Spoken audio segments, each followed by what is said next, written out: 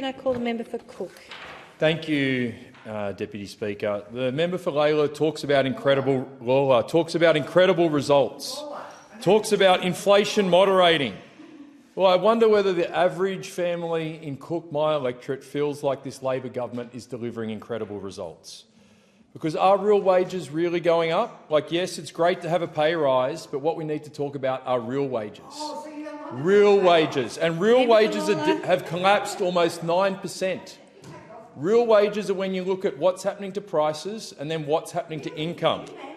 And if you looked at that, you'd see electricity is up 21.5%.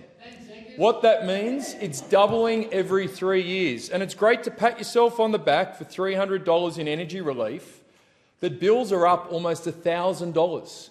$1,000. If it wasn't so serious and Australians weren't doing it so tough, it would almost be laughable. Celebrating a $300 bill release when bills are up almost $1,000.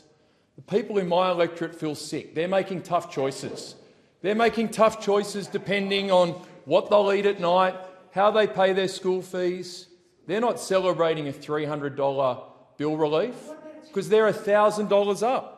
They're not celebrating their wages because they know prices have gone up far higher than their wages.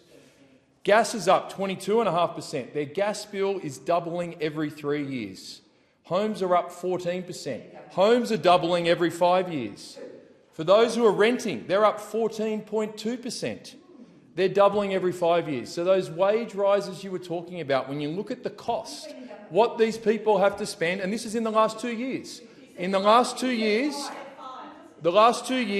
no, they're doubling every 5 years. If you keep going up, if they keep going up 14%, in 5 years the prices will have doubled. That's what that means. No, at the rate, let me just correct. What the member is saying there is they're saying they've gone up double in 5 years. No, they haven't. At their current rate of increase, which is 14%, they will double in 5 years. They will double in 5 years. And look, what this Labor government does not understand, that inflation in Australia is rising. I'd like the next member to speak to explain to me why is Australia's inflation now higher than the UK, than the US, than New Zealand, than Canada, than the euro area. In every one of these countries, inflation is falling. But under the Labor and Albanese government, inflation is rising. It continues to rise this year.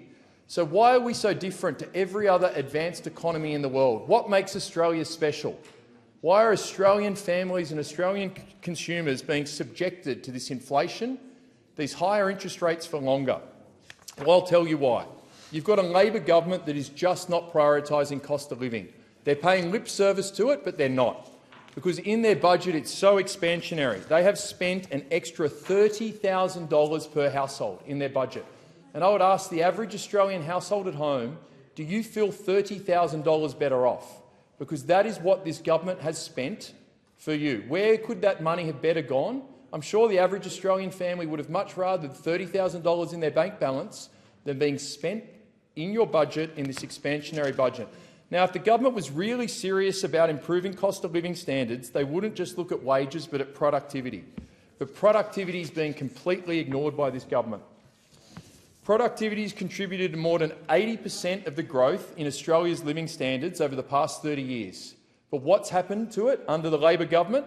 It's down 5.5–2% this year.